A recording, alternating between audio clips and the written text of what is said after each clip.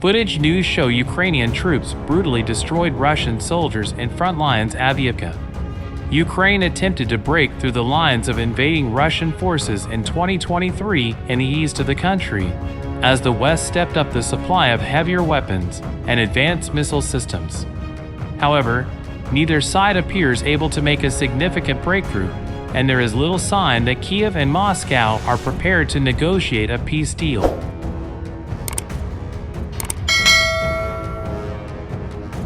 At an end-of-year news conference December 19th, Ukrainian President Volodymyr Zelenskyy said that Russia had failed to achieve any victory in 2023. Our yellow and blue flag is in Ukraine, and this is our main victory. And the main thing is that we will preserve it not only in our hearts, but we will actually preserve it all for our future generations, Zelenskyy said.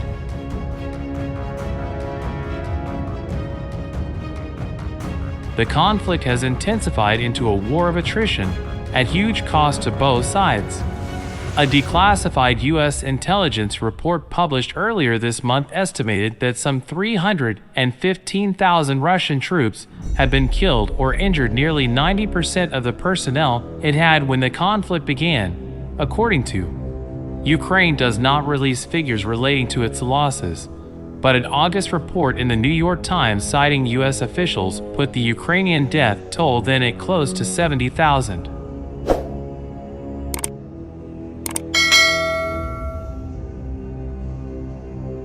This year began with a strategic loss for Ukraine as Russian forces seized the salt mining town in Soledar in January, after months of brutal fighting. Meanwhile, Russian missiles continued to rain down on Ukrainian cities, exerting a heavy toll on the civilian population. With Ukrainian forces struggling to make battlefield gains, Western allies announced they would send heavy weapons to Kyiv, including tanks and longer-range missile systems.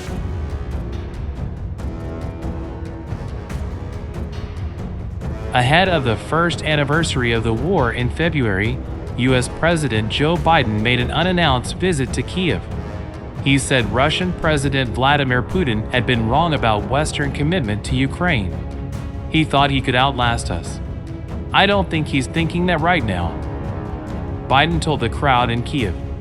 Evidence suggests Russia destroyed the Kakhovka Dam in May, flooding vast areas of southeast Ukraine to stall any Ukrainian counteroffensive and creating an environmental disaster. Russia, in return, blamed Ukraine for the structure's collapse.